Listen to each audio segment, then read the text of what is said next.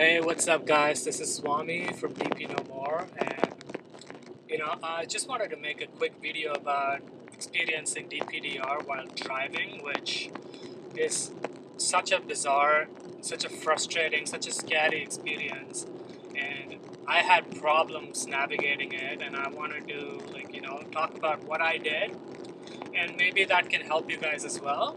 Just to give you a little bit of history here, I don't experience depersonalization anymore. I don't experience derealization.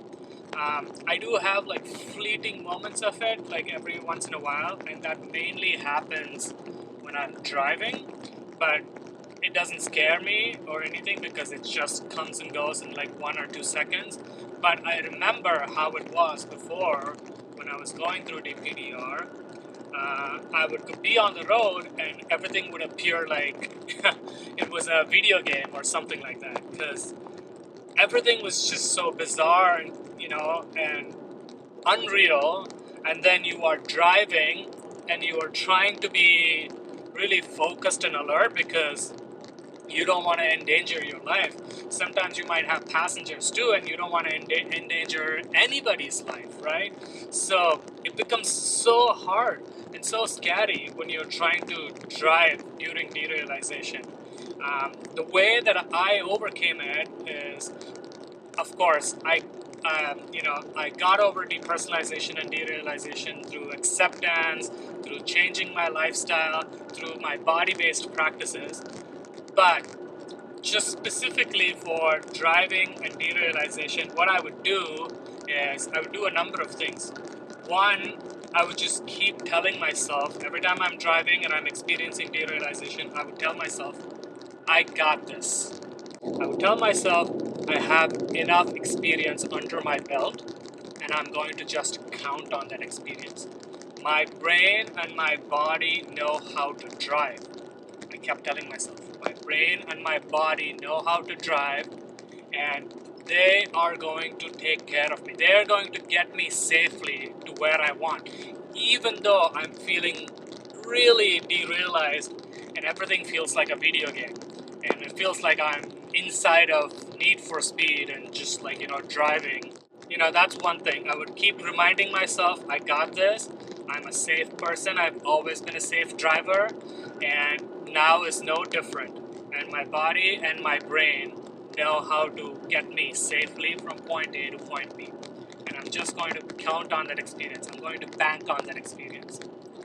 Second thing that I will do is sometimes what I'll do, if it's too much, I'll find, especially if I'm on a freeway, I'll find like a safe driver, maybe on the rightmost lane, and I would just tail them. But I wouldn't be tailing them really close. I would maintain a safe distance, but I would just be tailing this person, knowing that if I just follow this person, I would get to where I want. And if they change route or change directions, then I would try to follow someone else who's equally safe. And I would just keep telling myself, as long as I maintain a safe distance and I just tail this person, I will get to where I want safely.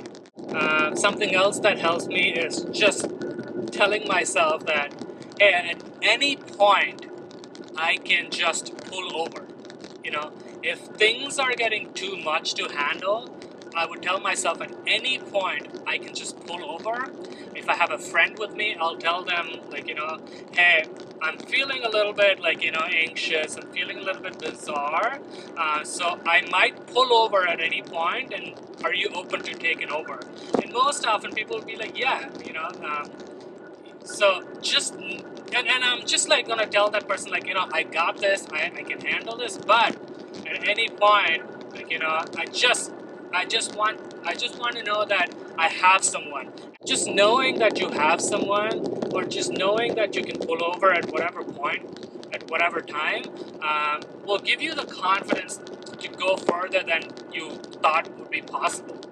And then the last point is, well, come to think of it, this should have been the first point, is that, the way I also got over this fear is that, I started getting this fear in freeways. So what I would do is I would just practice like, you know, driving around my home or driving on empty streets for a few blocks, just knowing that, okay, I wanted to demonstrate to myself that I got this, I can drive, and it's just going to be normal. So I would just go and drive around like an empty block, and then once I felt a little bit confident, I would go on a freeway, and I would get on a freeway, and I would just drive for like a mile or two, and then take the next exit, just to prove to myself, like, hey, okay, you know what, it's not that scary. It's a little bit scary, but at the end of the day, I can handle it. And I just kept proving this to myself, and I would just take it slowly, like, you know, one step at a time, taking baby steps.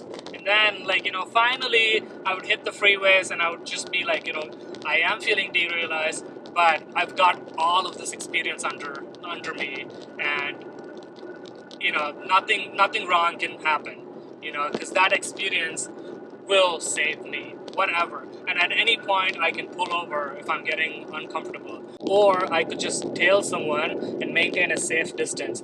So I had all of these options that made me feel safe and confident when I was driving, when I was experiencing derealization. So this is what helped me. So I just wanted to put it out there. I'm actually going on a trip, and it's been so awesome to just get out. And I thought I would make this video because I know a lot of people suffer from massive depersonalization or derealization, especially when driving. And this is what helped me, and maybe you know, you can try this. But at the same time, I want to let you know that this is not advice. I'm just saying this is what worked for me. If at any point you feel like by driving you are endangering yourself or others, then don't drive. Maybe practice on an empty street where there is no traffic. Anyway, I'll see you guys in the next video. I'm super excited to go to this place where I'm going. I'll see you guys later. Bye.